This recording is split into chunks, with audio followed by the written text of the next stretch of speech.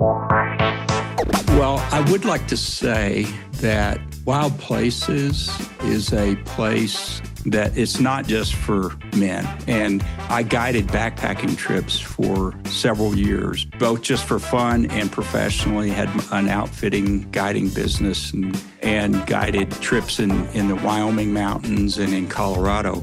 And I guided a lot of women and groups of men and women and uncles and nieces and women. And my wife loves the outdoors. And I have been very impressed and humbled by seeing how women navigate and handle being in the wild. And the trips that I led that were just women were the most successful trips, where we did what we set out to do. They were prepared. And so when I speak of men being outdoors, there's something really special there. But I would like to really point out that it's not just for men.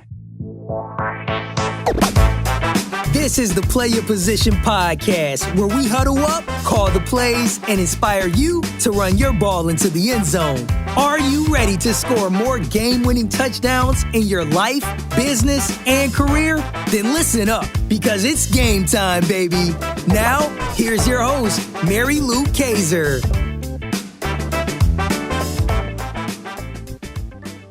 Hello, Team PYP. Welcome to the Play Your Position podcast.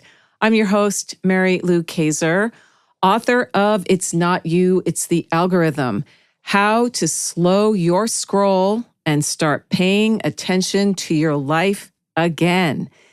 This book is a must-read for anyone who is fed up with too many digital distractions. It's great for parents concerned about phone and device addiction in their kids and possibly themselves. It's for industry leaders asking questions about AI and its impact on their business.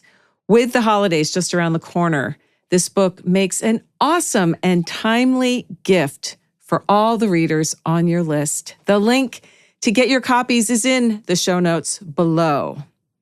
If you're looking for some fresh air, literally and figuratively, in your approach to leadership and life, you're in the right place. Today, I'm joined by my friend Matt Potts, outdoor enthusiast, passionate guide, retired CPA, author of the forthcoming book, Wild Places, an all-around genuine soul. Matt's got a remarkable story, from his Kentucky childhood adventures to leading men and women into the wild for connection, healing, and some good old-fashioned unplugging. What I love about Matt is how seamlessly he blends wisdom gleaned from the backcountry with real-world lessons about courage and letting go and the power of slowing down. Our conversation wanders down trails, both literal and metaphorical. We talk leadership, preparation, life transitions, and the importance of finding your own wild place, whether that's in the Rockies or your own backyard. So pour yourself something cozy and settle in for a chat that might just inspire you to get outside, or, if nothing else, think a little differently about what it means to lead and to live fully. With that said, here's my conversation with Matt Potts. I think it's about time for kickoff. What do you say, team? Let's go. All right. Well, Matt, you were just telling me that you have returned home from doing some scouting with a friend for deer hunting. And this is the world that you absolutely love, going outside, being outside. And you are setting up this next iteration of your work to lead men into the outdoors as a way of connecting with nature and seeing the world through a different lens. Tell us more about this amazing project that you have underway and set the stage for us about our conversation today. Okay. Well, I'm writing a book called Wild Places. It will be published by Morgan James, and it's expected to be released sometime in hopefully the spring of 2026. I mean, it'll definitely be in 2026 and hopefully earlier in the year than later. And it's really about my passion for being outside.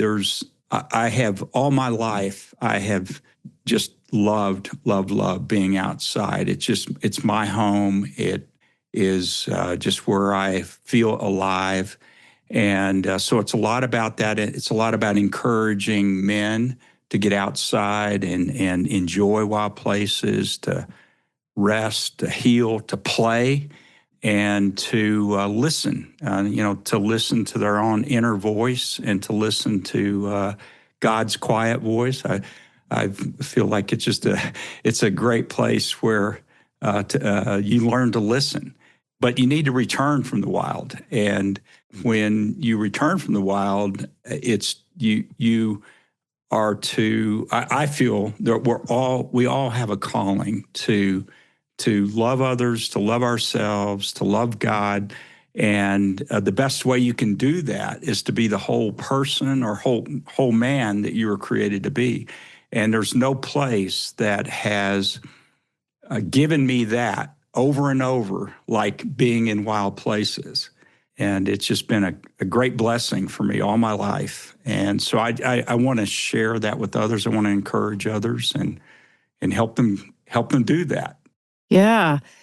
Where did that desire to help others experience what you've known your whole life, going into wild places, where did that come from, do you think? Wow. I love that question. That's so good. As early as I can remember, I loved being outside. In my early years, I lived on a farm in rural Western Kentucky, and every chance I got, I was outside. And my mom loves to tell a story of when I was 4. I was out in the sandbox playing, and she came out, and I wasn't there. And I had gone. My dad was on a tractor a half a mile away, and I thought the best thing to do, I really wanted to see him, so I just took off for him. Well, and my mom was pretty scared, but she finally found me, and I didn't know what was wrong, but I knew something was wrong because I got my butt whooped the whole way home, And Oh, no. I've always had that passion. And then later, when I was, my parents ended up getting split up, and my mom, we moved to Nashville for a little while, and she remarried, and then we moved on to Philadelphia, which was quite a culture shock, different place than being in the sticks in Kentucky. But we lived in the suburbs in Western Philadelphia, and just a couple blocks away, there was we just called it the Old Estate, and it was an abandoned estate, probably couple hundred acres of that, an 18th century estate with an old stone house and stone barn and fields and chestnut trees and some raspberries that I'm sure they had planted back in the day, but they were now kind of semi-wild. But I was often the person with my friends that would initiate going over to the old estate, and we'd get a campfire going, and either I or my buddies and friends, one of us would have pilfered some hot dogs from our refrigerator at home. We'd get a campfire going and just play like we were frontiersmen. And so I always initiated things like that. But what really started my passion for the outdoors was, when I became in my teenage years, I thought it was normal, but looking back, I'm not so much sure it was. I was a hellraiser. And really? Oh yeah.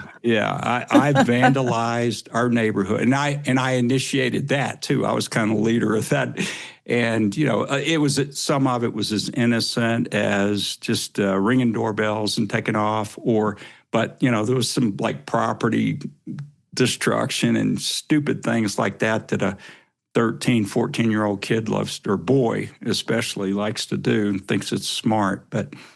And I always thought I was getting away with it and pretty much did. But one day, a man from across the street, West Stanislaw, he came over about dinner time and wanted to talk to my mom and I. And I had thought, oh shit, I'm in big trouble here. But he invited me to go pheasant hunting, and which was a great surprise to me. And I had never done anything like that, never pheasant hunted. I grew up around, my dad did some like quail hunting and stuff like that, but I had not hunted. But it was much more, it started a journey with him and his buddies of hunting and trout fishing and camping, boating. It was just all very extravagant for me. It's something I hadn't done, and I just grew to love it. And I would daydream of being outdoors. I clearly remember being in high school and just when I was bored, which was most of the time, yes, I would be daydreaming of being outside, and just really ignited my passion for the outdoors. And that has lived in my heart ever since. But another thing that Wes did for me, I mean, I really missed my dad a lot. He was 1,200 miles away. Yeah.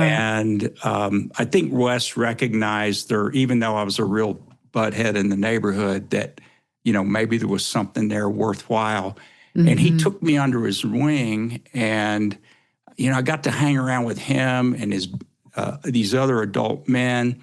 And they weren't angels, but they were good men. And it just taught me how to be around men. It really helped me just know that I was okay, that I wasn't, it was just a good thing. And I think it was a good thing for him too. And it was just such a blessing. So I think both of those things have carried through for me. And I am so thankful for them.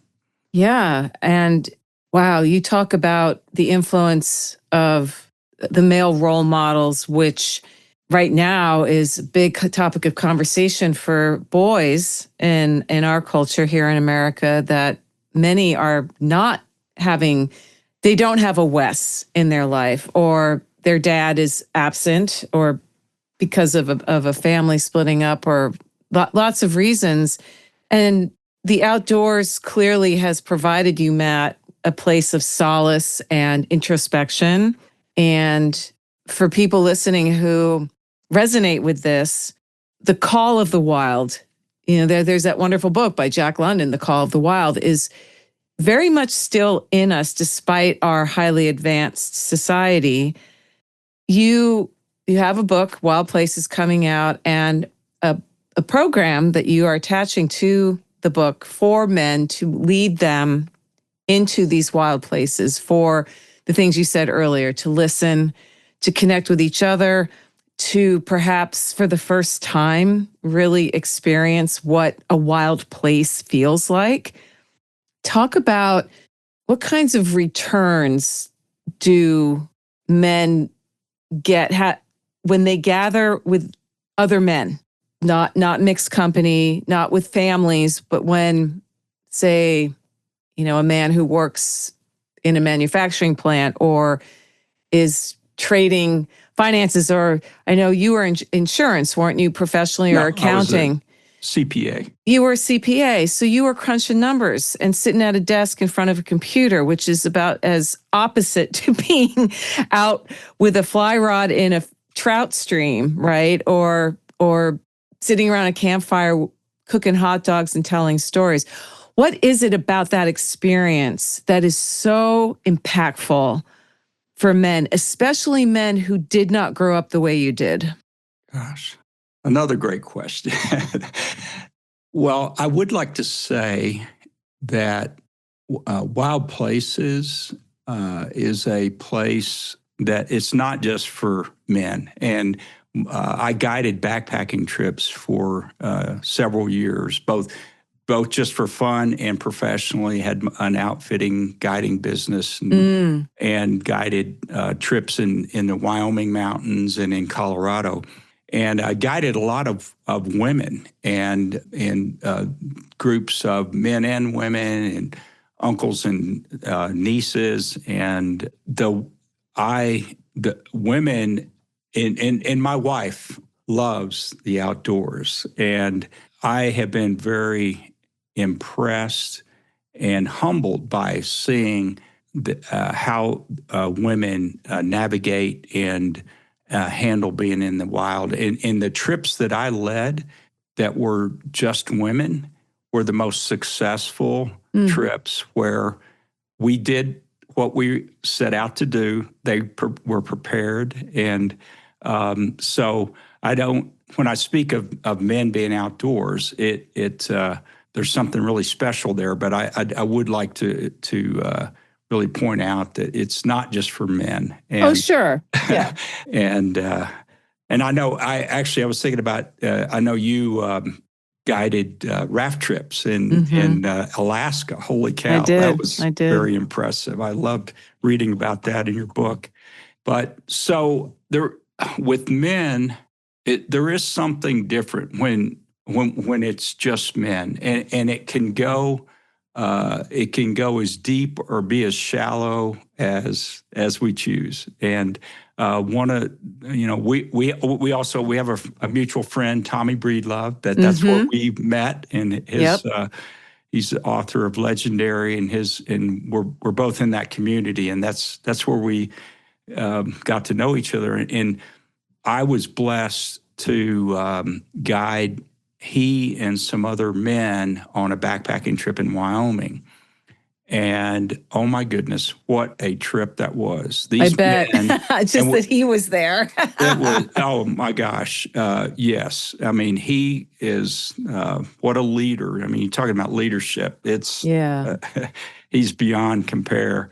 But with that trip, it was very purposeful. I mean, we had a lot of fun. Every lake that we came to, these high mountain lakes, it was one of the guys, Todd, and his trail, we gave each other trail names. And his trail name was Otter, because as soon as we got to the lake, no matter how frigid it was, he was in the water. And then the rest of us, I wasn't as up for it as they were, but I got in one time. We played hard. They were prepared. We had a lot of campfires where we just talked about all kinds of things, but we listened really well. And there was a lot of time to just listen and reflect where it was appropriate. But we kind of passed the talking stick around and shared different issues and problems, either at work or at home. And it was a really impactful trip for me, and I think for the other men on it. And there's just something about being outside when you get broken down a little bit. You're just dog tired at the end of the day. There's sometimes there's a little fear maybe from bears or discomfort. And after a couple of days of backpacking, we're just all dirty and smelly, and and eating the same freeze-dried food. And there's something about that is a real equalizer, and you end up leaving the titles and all the other stuff, that sometimes us men like to kind of prop ourselves up with. So that's a real blessing, I think, that you receive from being in the wild with a bunch of men. It's beautiful. And as I'm listening to you describe people swimming in the Alpine lakes and not swimming in the Alpine lakes because of how cold I've been in those lakes and I know how cold they are. I would be like Todd. I would be Otter too, because I can't help myself. If there's a lake, I'm going in it. The thing that strikes me is when we talk about leadership today in a world where so many of the hard things about being alive, like oh, there might be a bear in the woods, or, oh my gosh, we have to eat this freeze-dried food again. I haven't taken a shower in 3 days. I've been sleeping on a thermarest with a root, jabbing into my side, not on my $2,000 heavenly mattress, right? Right. We've created a culture and a world in America, at least, I think in first world countries, I can't speak to any others, but I'm imagining that it's become very soft and easy, and things are just a push of a button away. We can order our food and have it delivered. We don't even have to cook for ourselves anymore.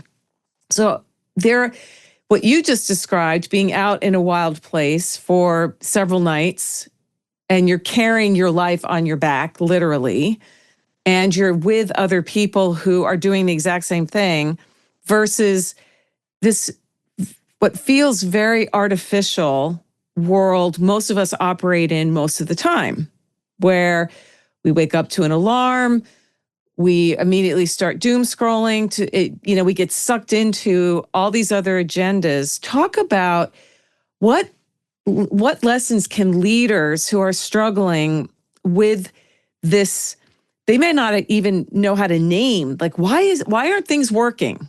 When you take what you described as an experience and then look at the way most people live their lives day in and day out, what can leaders do to find maybe something in the middle to help people not experience all the problems that you guys talked about around the campfire?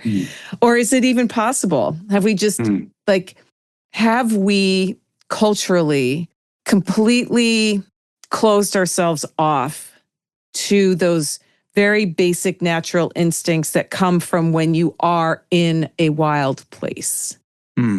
Well, I really don't know how to answer that question. And that's fair. It brings to mind, though, one of the lessons that I have learned over the years backpacking, and that is, and it's just so funny. This had happened over and over on a trip. We'd get to, and I typically like to camp at the trailhead the night before we actually hiked in. And it would give us a chance to kind of, figure out how to set up the tents and just, figure out how cold it was going to be or whatever, and sort of a little bit of a practice. But invariably, the morning that we would be, packing up to go, people would have more crap in their packs.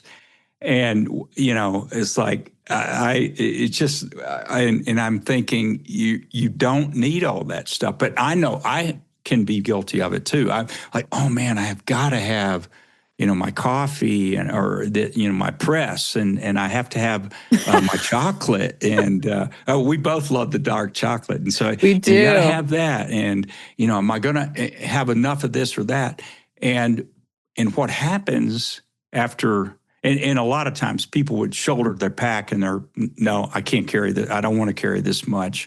And they would end up leaving some things. And a lot of times I would encourage them to leave it. But you feel as you're leaving, you're heading down the trail and you're worried about not having these things. And after a couple of days, you start to realize and really embrace that, I'm really okay without all that. I'm fine. I didn't really, those would be nice, but I can get by without them. And actually life is good without them. And yes. It's just a really good lesson. And we have so much stuff now. And yeah, so I don't know how that would transfer to a leadership lesson, but I think a lot of times, you just need to shoulder your pack and go with what you have, and you'll be fine. If you have some problems, you can get out. You just keep your head and you'll be okay and you'll get out. I love that. All right, it is halftime here at the Play Your Position podcast, and today's episode is brought to you by It's Not You, It's the Algorithm. If you've been feeling like life's on autopilot, checking boxes, chasing alerts, wondering where the day went, This book is your mirror and your map. It's not about quitting tech. It's about reclaiming yourself from it.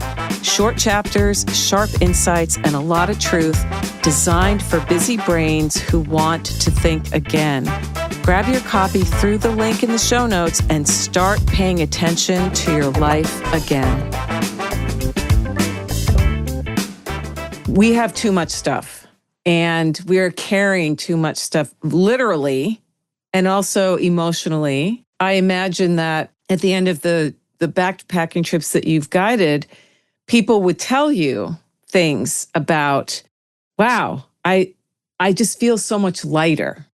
Not just because their pack wasn't overloaded. And boy, I remember when we went cycle touring in New Zealand, I had brought way too much stuff with me. And our first day there, I can still picture, I was with my boyfriend at the time and my brother, and the three of us were at a campsite, and I literally had a duffel bag that I thought I was going to be able to strap on the back of my bike on top of the panniers.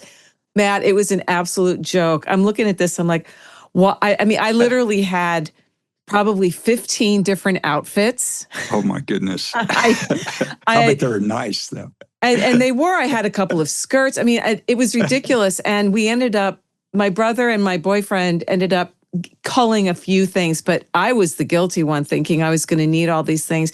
And it was interesting as we, like what you just described, as you're hiking, you find yourself mentally letting go of things. And I think that's something that for leadership is so important, is to be able to let go, because we want to hold tight, don't we, to, oh, well, this is the way we've always done it, or, but we really need this system because everybody else is getting this system. And that, you've read my book and the whole conversation around AI right now. There's a lot of fear if I'm going to get left behind if I don't embrace it, but I don't really know what this is going to do for me because it's not been proven.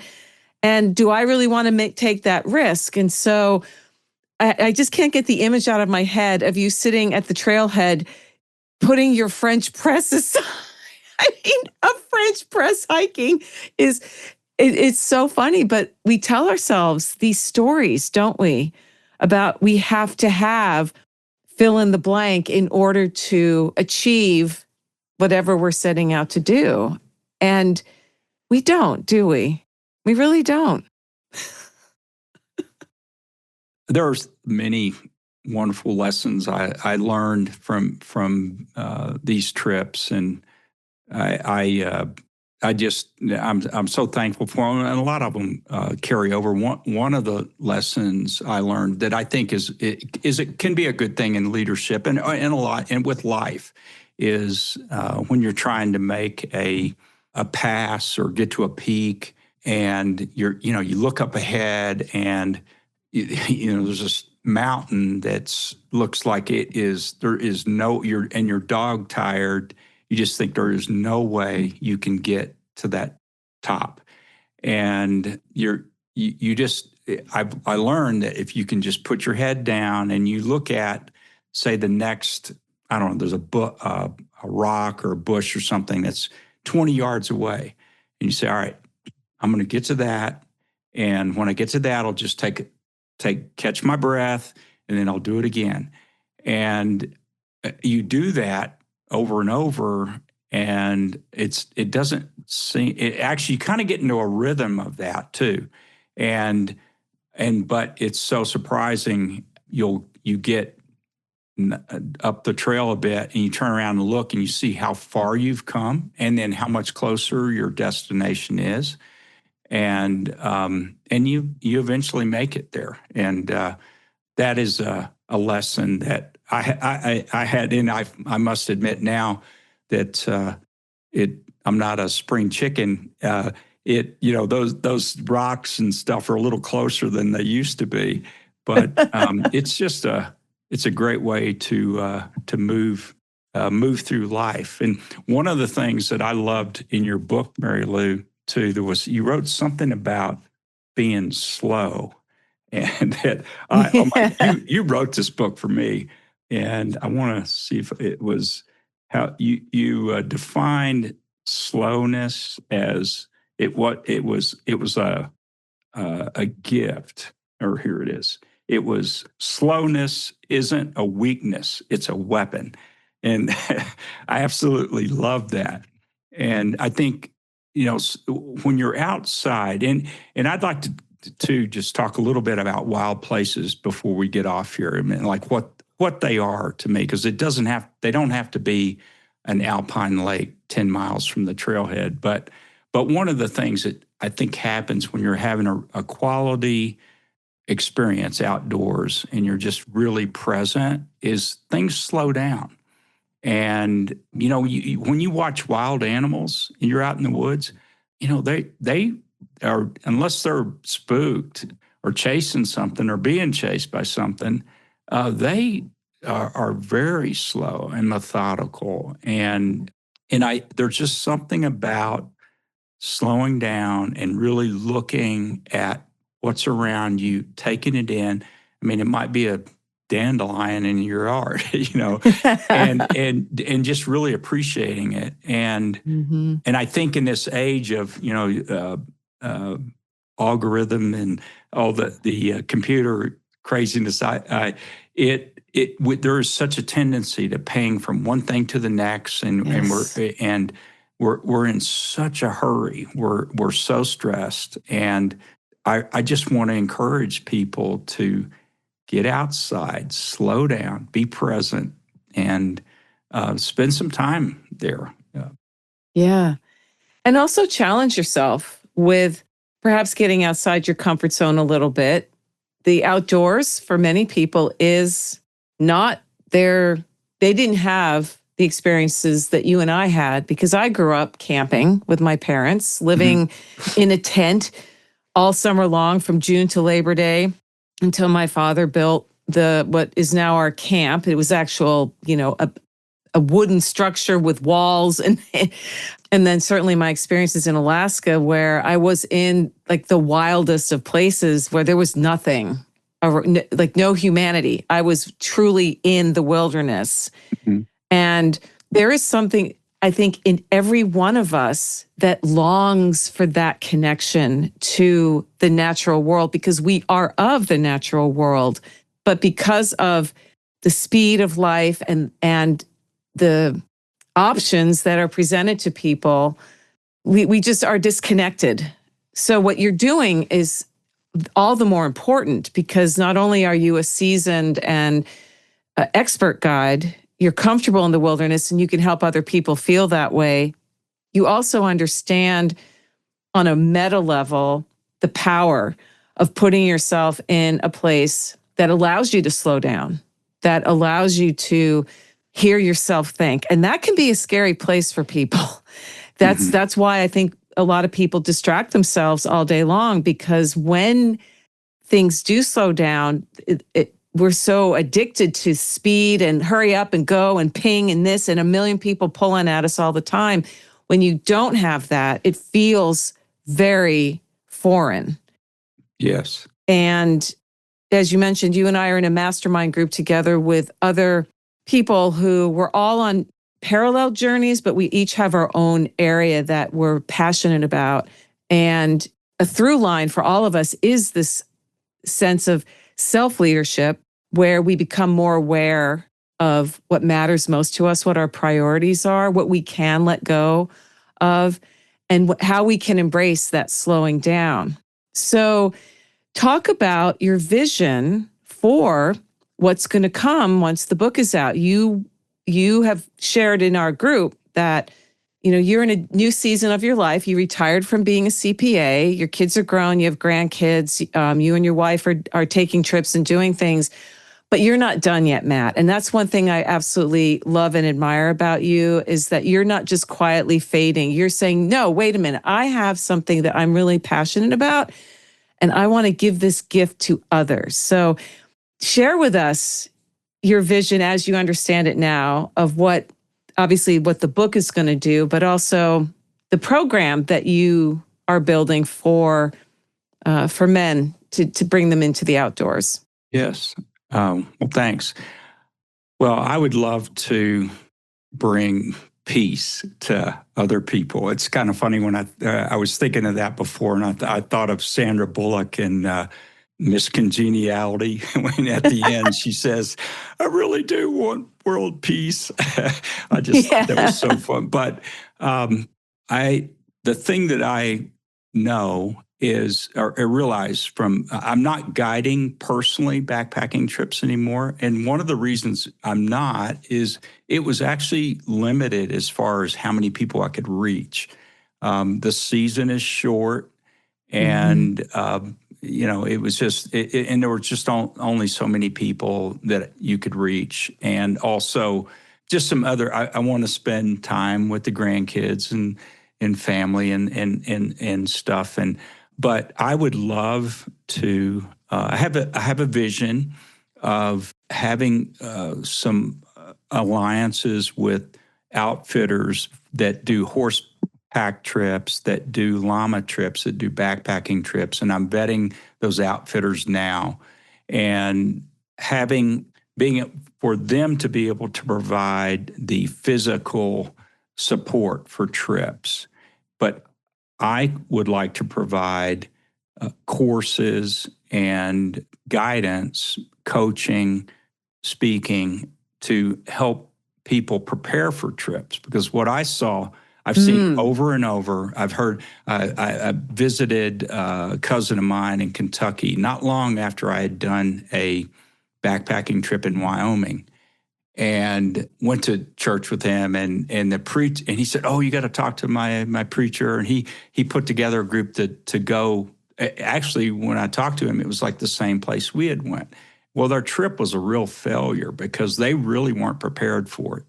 And I think a lot of people don't realize how much time they need, how much physical preparation, and really what's going to be involved. And to be able, I can help people get prepared physically and mentally for it. And I also urge people to, when you're going to make a trip, to go within, in that wild place that you're making a trip to, can be near or far, to go with intention. What is your intention? To just enjoy and have fun? Is it to work out some things that you're trying to work out, and or is it to grow, to listen to guidance from if you're believing in God, to listen to guidance, so that I would envision being able to guide people in that way, and that's what I am. That's in process right now. I'm just trying to get the book done. Sure. I'm starting to do some speaking, but that's really what I envision, is just encouraging people to get out and be renewed, be restored, really understand who they are and why they're here, and come back and love and serve. Yes. I like that you're angling towards the preparation, the pre-trip, because I'm sure you had these experiences. You just alluded to that. I certainly did when I was guiding in Alaska. There were people that showed up for a 10-day safari in the wilderness, and they had absolutely no preparation at all. Right. And it caused more problems just because it did.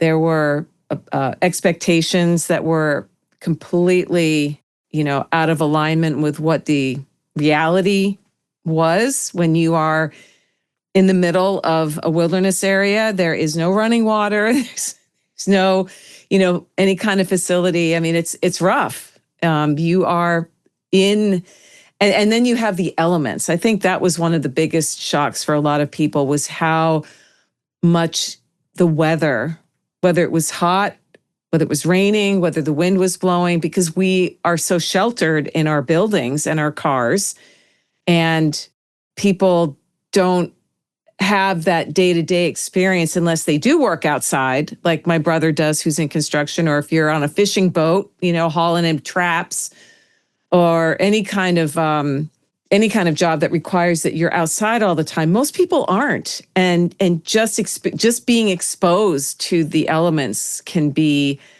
a bit of a shock. Right. And of course, when you're guiding people, you are responsible to a degree for their welfare. And so taking the time to speak and tell some stories and help anchor in people's minds how important it is to set the intention and to do that pre-work so that when they get to the trailhead, they're not, I'm going to keep coming back to that French press. They're not going, oh, I guess I don't really need this, right? Well, and you realize too with the group that you're only going to get as far as your weakest person. Oh, yeah. And so there needs to be some real vetting there. And one of the things that it just happened on almost every trip is I would talk to somebody about it. They'd see my website, the pictures, and they'd be so excited. And then, but as the trip, and I would show them what they needed to do next to get ready for it. But as the trip grew closer, people would like, okay, what about bears? You know, I mean, they have this picture of bears being behind every tree, and the other thing is, where do we go to the bathroom? You know? Right. Okay. All right, let's talk about that. And it was more than once that we would get down to like the last 2 or 3 days, and somebody would they would drop out, or I'd have to talk them off the ledge and like, you'll be okay. And it just the reality of being out away from that comfort of the shelter is coming near. Yeah. But what a blessing it is when you get out there and you spend. For me, there's a 3-day rule. It's that once you get the first day, you're still you can get back to the trailhead in a day very quickly. Maybe 3 or 4 hours. After the second day, you realize you're even farther. But it would be the 3rd day in when you really started letting go of your security blankets back, or in thinking about what was going on at home and at work, and that's when people could really be present and know that they were going to be okay, and then after that it was just pure enjoyment. And yes, it's so many great lessons there. One thing I wanted to share too that I loved in your book, you talked about turning off the algorithm or whatever, being digitally free for a period of time, and just in using your old ways to navigate and what have you. And gosh, I love that. I have noticed, I notice it in town too with our nav systems on our car. You don't, you just listen to the voice, turn left, turn right. Yep. And you don't really know where you are that well. No. You just are listening to the voice. And if it all of a sudden doesn't work, you're screwed. And last year, my son Michael and I were backpacking in the Renewal wilderness area up in the northern Colorado, just off of the Continental Divide. And we were sitting around, this was like the second night we were in, sitting around the campfire. And I said, I realize, we have Onyx and Trailx, or the All Trails on our phone. Yep, my son has All Trails. Yeah. You know where you are all the time. And I made the comment, I said, it just hit me that back in the day, I navigated with my topographical map and a compass. And there were times I didn't quite know where I was exactly, but I always was able to figure it out and was okay. But I learned, and it was kind of funny. The next day, we went to a lake and did some fishing. It was about a mile away from where our camp was. And then he wanted to go to this other lake and check it out and go swimming and stuff. And so we separated, and on the way back to camp, I bushwhacked, got off the trail and just because it was a shorter way to the camp.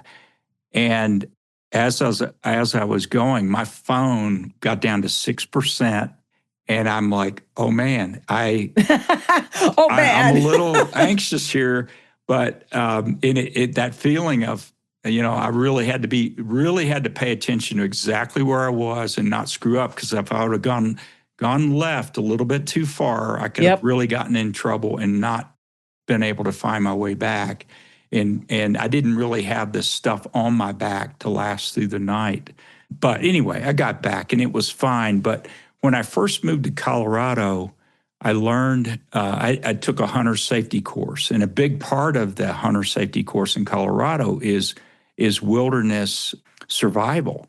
And back in those days, they taught you what to do when you were lost, because it wasn't so much a matter of if as when you were going to get that lost feeling.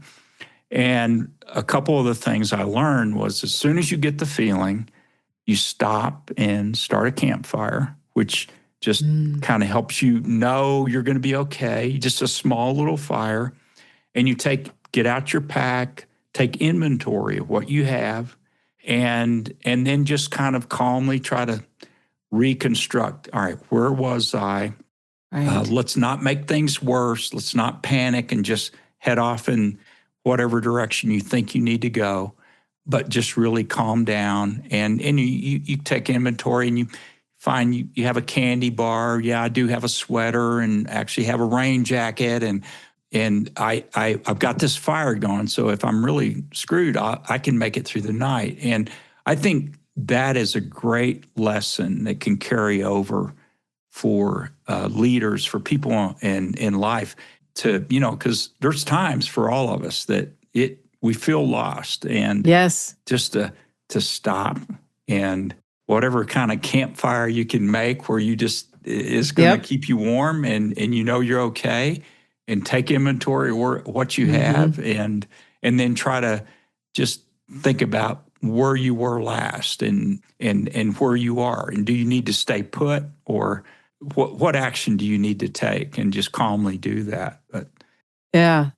You just described what happened to me traveling back. I was in Salt Lake City last week. I was working with another person. I don't know if you know John Bates. He's in the community. He's joining our community. Okay. Anyway, he drove me to the airport, dropped me off. I did curbside check-in. I got to the TSA line and realized I didn't have my phone. And I panicked. I thought, well, maybe I left it at curbside. I had 20 minutes before my plane was going to start boarding. I thought, okay, I'll go back. It's not that far. I went back to curbside. No phone. Ooh. Here's the thing, Matt. I have 4 phone numbers memorized, including my own. That's it. My 2 kids, my ex-husband, 5. My own, and the home I live in now, landline. Okay, so 5. I know 5 numbers by heart. That's it. Of all my contacts, of all the people that I know really well. So my campfire moment was, I got through TSA. I stood there waiting for my bags to come through, and I talked myself down from the ledge. I said, MaryLou, you're going to be okay. The phone is probably in John's car, and if it's not, we'll just work from there. However, I searched my bags at least 3 more times before I got to my gate. Luckily, there was a courtesy phone in the airport, and I was able to reach my son. Believe it or not, he picked up because it was coming from a strange number. And we've all been trained now not to answer weird numbers, right? So I went through untangling myself from being lost, even though I was among hundreds of people. And there were some kind folks who allowed me to use their phone to text my son, and then my best friend who lives in California, because her brother knows the limo driver who was picking me up from the airport in New York. And I needed to get a message to him that I didn't have my phone. So I had no way of saying, hey, I've landed and now I'm at baggage claim. It was crazy. It was, and I was without my phone for 3 days. When I got back to New York, I did not have my phone for 3 days. And I went through withdrawals. I found myself looking for it, reaching for it, saying, what do I do? And then, I wanted to bring up, I think you and I just coined, or you did, but I'm going to bring it to life, the 3-day leadership rule, that on that third day, you're going to be okay. You're going to be just fine, right? I love that it takes 3 days to fully experience that transition from, oh, I can run back. I can get, I don't have to go through with this. I can quit. To, I got this. I got this. It was, yeah. But I mean, I love that you just described, because that was exactly what went, but I wasn't in the wilderness. I was in the Salt Lake City airport. Oh my goodness. Oh my goodness. I can't imagine. I can't imagine. Yes. The irony is, I just put this book out about how we are so connected to the algorithm and depend on all these systems. And I thought to myself, MaryLou, this is a really good lesson for you, that maybe you need to memorize some more numbers and go analog again. Remember in the day, I bet you still remember numbers of friends that you had and homes you lived in. Yes. Right? Yes, I remember our phone number in Bryn Mawr. It was back when you used, it was Lawrence 57259, LA 57259. And we don't, we just don't anymore. And again, I think what you're doing, Matt, is just, it's so admirable. It's so needed. I love the direction you're going. For people who would like to get your book when it comes out, is there anywhere you hang out online? Do you have a website that they could just check back on periodically? What's a good way to stay in Matt Potts's world? I do. We have a website, wildplacesbook.com. And if anyone would like to go there and message me, or they could send me an email at mpotts@pottsco.net. That's mpotts@pottsco.net. I would love to, it'll keep you posted on the book and when it's coming out. And there's some cool pictures on there and other things. But there's a bonus chapter. It's it's just practical and life lessons learned in the wild. And I'd love to send anyone that would like that. Love it. That bonus chapter. Yes. Yeah. So team, the links to connect with Matt, his website, and also where to message him for the bonus chapter, and also to keep up with when the book drops, will be right under the episode in his show notes. If you're listening to this on your phone, which most of you are, it's very easy. The link will be right there. And I encourage you to stay in Matt's world and learn more about what he's doing, and also read his book, because wild places, they live in each of us.